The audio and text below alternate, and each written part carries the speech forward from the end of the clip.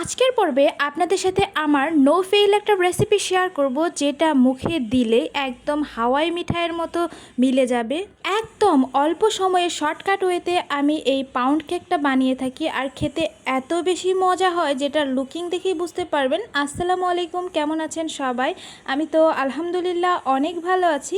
কথা না বাড়িয়ে মূল ভিডিওতে চলে যাই। প্রথমত আমি এখানে একটা আটার ছাঁকনি নিয়ে নিয়েছি। এখানে হাফ কাপ পরিমাণ ময়দা, তারপর 1.5 চা চামচের মতো দিয়েছি গুঁড়ো দুধ, হাফ চা চামচ দিয়েছি বেকিং পাউডার, আর অল্প একটু লবণ যেটা পরিমাণ মতো দিয়ে খুব সুন্দরভাবে আমি ছেঁকে নিব। আর অবশ্যই এটা ফলো করতে হবে, আমি অফ ক্যামেরায় আরও একবার ছেঁকে নিব, তাহলে রেজাল্টটা আরও বেশি ভালো আসে। তারপর অন্য একটা বাটিতে এখানে 2টা ডিম নিয়েছি। আমি আজকে 2টা ডিম দিয়ে বানাবো, আর 2টা ডিমের কি পরিমাণ মেজারমেন্ট সব কিছু আপনাদের সাথে আজকে শেয়ার করে দিব।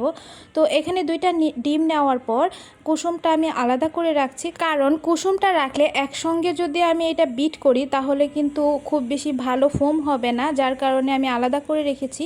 তারপর এখানে একটা হ্যান্ড বিটার দিয়ে হাফ কাপ পরিমাণ এখানে কিন্তু চিনি দিয়ে দিয়েছি, হাফ কাপের একটু কম দিয়ে হ্যান্ড বিটার দিয়ে মানে ইলেকট্রিক হ্যান্ড বিটার দিয়ে খুব সুন্দরভাবে এটা আস্তে আস্তে করে আমি ফোম বানিয়ে নিব। আর এখানে 1/3 কাপ পরিমাণ দিয়েছি সয়াবিন তেল। আপনারা চাইলে বাটারও ব্যবহার করতে পারেন, তবে আজকে আমি সয়াবিন তেল দিয়ে মানে সহজ ওয়েতে শর্টকাট ওয়েতে আমি আপনাদের সাথে বানিয়ে দেখাবো। আর খেতে কিন্তু স্বাদে একদমই হেরফের হয় না।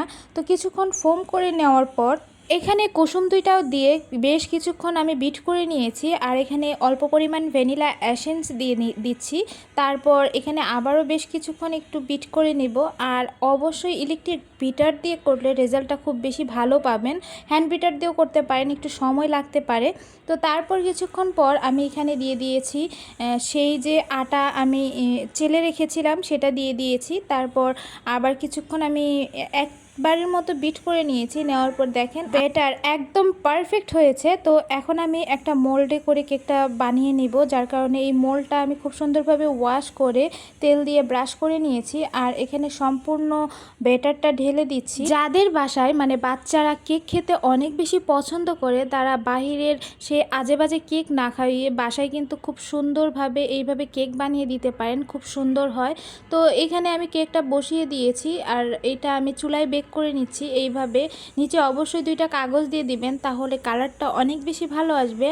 আর এটাই ছিল আমার কেকের ফাইনাল লুক। আমি জাস্ট লাস্টবার চেক করার জন্য এখানে দেখছি যে ঠিকঠাক আছে কিনা।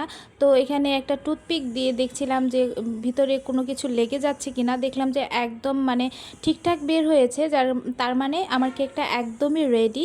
তো এখন আমি মোল্ড আউট করে নিচ্ছি, আর আপনাদের সাথে শেয়ার করছি যে ভিতরটা আসলে কেমন হয়েছে। তো এখানে গরম থাকা অবস্থায় আমি ভিডিওটা করে নিয়েছি, যার কারণে একটু সময় লাগছে।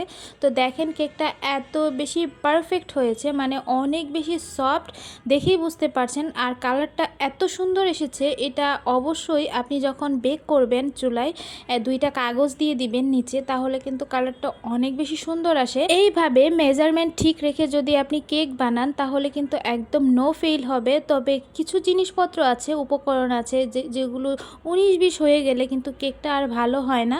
তো অবশ্যই এই রেসিপি ফলো করে আপনি বানাবেন, দেখবেন যে একদম পারফেক্ট হয়েছে। কেক বানানো এতটা ইজি অনেকেই আমরা জানি না, তবে এইভাবে একবার বানিয়ে দেখবেন বাসায়, তাহলে দোকান থেকে কিনে আর কেক খাবেন না। আপনাদের জাস্ট দেখাচ্ছি যে ভিতরটা কত বেশি সফট, মানে আমি একটু আপনাদের সাথে হাত দিয়ে প্রেস করে দেখাচ্ছি যে কতটা সফট হয়েছে।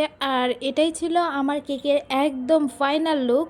তো কেমন লেগেছে ভিডিওটা আপনাদের কাছে অবশ্যই জানাবেন। সবাই অনেক বেশি ভালো থাকবেন, সুস্থ থাকবেন। আজ এই পর্যন্তই, আল্লাহ হাফেজ।